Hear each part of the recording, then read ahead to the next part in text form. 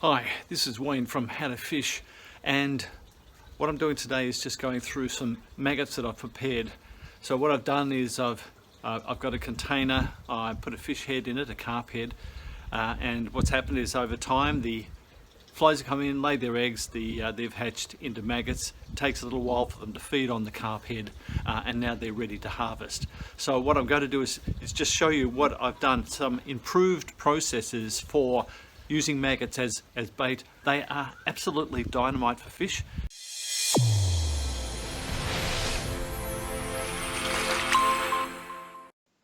The life cycle of the fly is pretty fast. A couple of days after putting your fish head out, you get these small white growths, which are the newly laid maggots. In warm weather, these grow very, very fast. 3 to 4 days after that, the maggots would have grown substantially. These are 4 to 5 times bigger than the ones originally. But there's also a lot of small ones in there, which were laid later, and flies will continue to lay maggots while there is food there, and the maggots will continue to grow as long as there's something in that fish head for them to feed on. A day or two after that, the maggots would be completely ready to harvest. It is surprising the amount of flesh that they can consume. That fish head now is completely empty and there's just nothing but bone and scale. This is the setup that I use. Very, very simple. I've just got a bucket here, or a container. It needs to have some sort of lid that fits on it because you want to keep the moisture out, the rain out, things like that, but you don't want to have it sealed.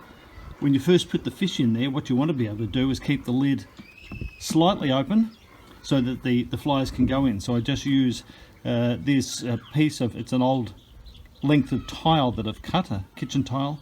I just have that in there to keep that open, and I just have a rock on top to keep it in place just so it doesn't blow off in the wind.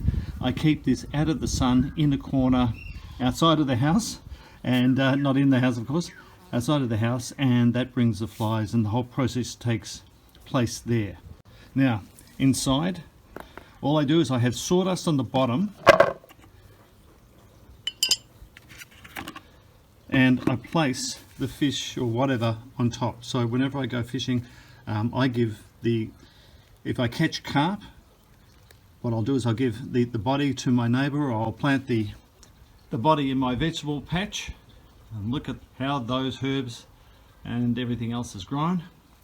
They love that type of nitrogen that the carp body gives off. Or I give that to my neighbour and he makes a beautiful casserole from it, loves to eat it. Not my specialty, but certainly his. Now what I've done is I put, as you can see, there's a carp head in there. All of the stuff around it is the sawdust or the wood shavings.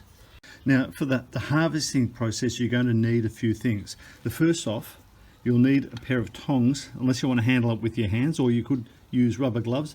Believe me, you don't want to touch this thing with your hands because the smell will live with you for some time. So tongs to handle that, which is really good and simple. Now the other thing you need are some sort of sieve so that you can drop all that sawdust and the fish head on top of this and let the maggots work their way through into a base. So this is just an old casserole dish. It just seems to perfectly fit with, this is a seedling tray. Works really, really well. Now this is how I used to do it all the time, but I've even improved this because now what I do is try and break up the sizes of the maggots. This little tray here, I tip things into that first, has smaller holes than the seedling tray. I tip the maggots into this first and let the smallest ones get through. I keep those because they're better. Some of them are too small for putting on the hook, so I let those through. And then the ones that can make it through here are big enough to be used as a hook bait. So I get two different sizes, and that works really, really well. The two other things that you'll need for this are a plastic bag, and that's to put the fish head in. I don't just drop it into the bin because it smells so bad. I tie it up in that fish head, put it in the bin, and that reduces the smell substantially. And then the other thing is just a container with a medium in there, something in there for the maggots to be poured into and kept in the fridge. This is just an old container, plastic container with a screw lid. Better to have a screw lid. The maggots can't work their way out. And what I've done is I have drilled some very, very small holes in it just to allow for a little or a small amount of air to pass through. That will be kept in the fridge, but I actually tie it, I put it in a plastic bag and tie the plastic bag so it's completely sealed in the fridge. I'll talk about what I keep them in a little while, but we'll get now down to the process of sieving out these maggots and collecting those for fishing.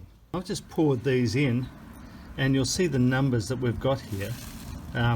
What they'll do is they'll work their way down the bottom through the wood shavings, and then drop through the small holes in this container. As you can see, those ones are working their way through now. The bigger ones won't make their way through, and they're the ones that I can keep for the hook.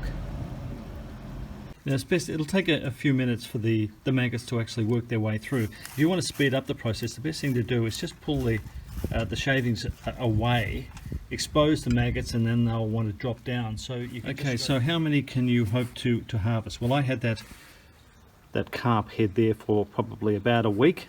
It's in springtime, temperatures aren't that warm, so it took a week for them to be harvestable.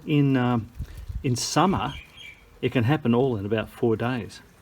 Anyway, if we look, okay, this is the size of the harvest. That is a reasonable look at that. That's a few. So that's going to be plenty for plenty of fishing. And as I said, the species of fish that will take these is quite large. And for the fresh water in particular, trout love these things. So those keen trout anglers, trout love them. Okay, so that's the carp head that I've tied up in that plastic bag. That'll go into the bin. Okay, tied up nice and tight so you can't smell it as much. Now the next thing, what do you store them in? Well, I've had this, you can probably tell I've never washed it out. I've had this for years, this container, and the medium that I'm using, the material in there is coconut coir. It is the type of product you can get at Bunnings and places like that. It's used for a garden normally. So what happens is you get containers, fairly large containers, a number of litres of this, and this has actually come out of my worm farm. I cultivate European night crawlers. This is just coconut coir that I've pulled out of there, and it's a perfect material for the maggots. So what you do though, what's really important is to keep it damp. Now, I don't mean running with water, but I mean if you keep it damp, what happens is the maggots will stay very, very white in it, and it seems to prolong their life. I used to put them into a dry medium.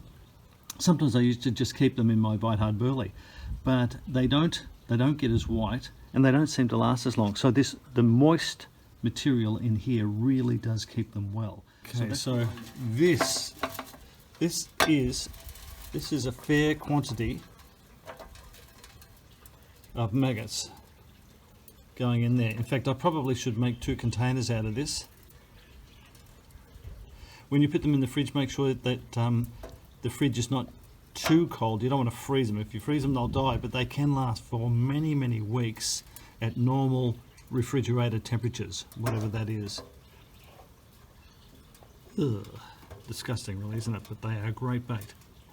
I don't know if it helps or not that they've actually been in, they've actually eaten a carp. I don't know if that adds to their flavour or whatever, but certainly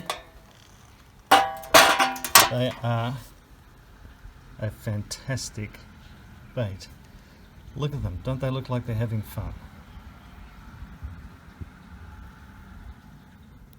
So now I have the maggots that I sieve through this in this container, and the maggots that I sieve through this in another container. I have 2 different sized maggots, and this means that I've got some of them I'll just put into my burley on the day, and so when that goes in, there's a little bit of bait out there for the fish, and the larger maggots in another container I will be using on my hook, so that I've got a larger, more juicier offering for the fish.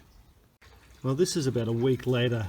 Just got these out of the fridge, and I just want to show you what happens with them when they're in this material. They become this beautiful white, pearly white bait. So keeping them in this moist, keeping them or damp, in that damp material really makes a difference to keeping them lively and keeping them very, very white, pearly white, which makes them really easy to see when they're sitting on the bottom against a back or a dark background. If you've enjoyed the video, please give us a thumbs up and subscribe.